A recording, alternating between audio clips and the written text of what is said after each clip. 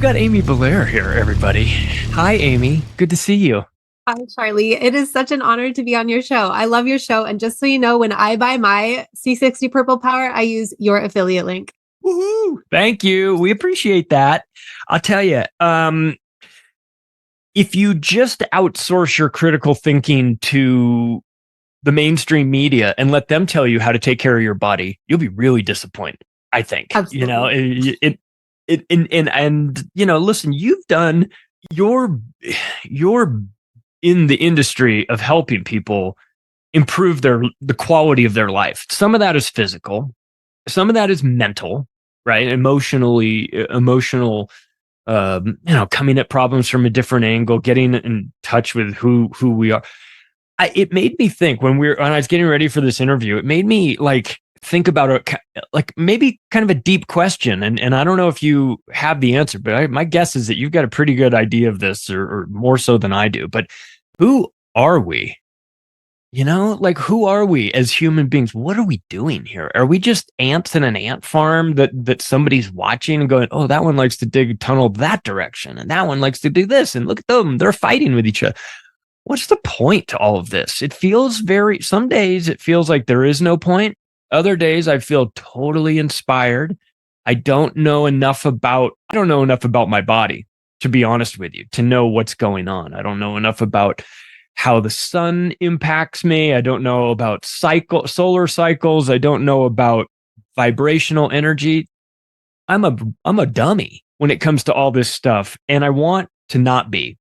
So the more you can explain to me about what you've discovered, how this all works, I'd really be interested in hearing it, because it feels like if you don't know, you can be kind of floating out there, and that's an opportunity for somebody to influence you and say, oh, well, let me tell you how it works. It all works because Donald Trump is making it work, and trust the plan. You're like, oh, okay. You don't know. You get captured by these ideologies that are pulling on you. So who are we? What are we doing? What are we doing here? Yeah. I mean, I have spent a lot of time thinking about this and exploring it in the Akashic Records, which is my realm. That's like my go-to. To me, the Akashic Records exists in the 11th dimension. It's kind of the cosmic web that connects everything.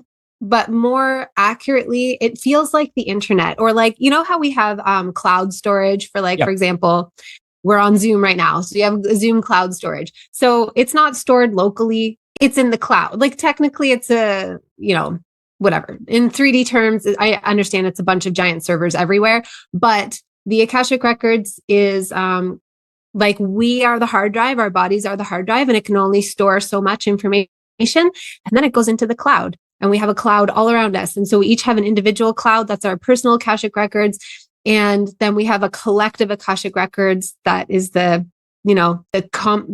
composite records of everything that all of us have experienced through all lifetimes, all timelines within those lifetimes, all the dimensions, all the things. But I'll preface this by saying that I am not asking anybody to subscribe to my belief system. I'm not trying to push a belief system on anybody. I'll just share what I have found about who we are. So last year, I started having they felt like memories of being a higher dimensional being that we would equate, I think, with the Anunnaki. When we hear stories about the Anunnaki. And I felt it's like I could see it from a vantage point of being outside of here, outside of Earth. And we are kind of all looking down at Earth, and the human beings kind of looked like ants from that perspective, but they were also we didn't create humans. When I say I don't know if the Anunnaki is the right term. That's just the best framework I think people can grasp onto to understand what I'm saying. But those beings, whoever I was remembering, we didn't create humans. I believe that humans are divinely created, just like all the organic things here are. And just like that, those higher dimensional beings are. But we were looking down at Earth, and we could influence what was going on here. And we were kind of like those asshole kids at the, sitting outside, flooding the anthill with the garden hose. Yeah. And we didn't really think anything of it because we could not connect with the experience of the humans. And then eventually we decided, like, oh, we can incarnate into a human experience and go have that experience. So we started incarnating and realizing that, oh, it really sucks when the anthill gets flooded. Like the suffering here is very real. It counts for something. It gets stored in the Akashic records. It's not just for nothing. And at that point, when we realized that, it feels to me like there was a break off into two groups. So previously, these higher dimensional beings were like, and I think they were just fourth dimensional beings. It was all one cohesive group. We were all flooding the anthill. And then when we started incarnating, one group decided that this was not okay. And we wanted to make reparations for the damage that we had caused and help to advance the conditions for humans in a way.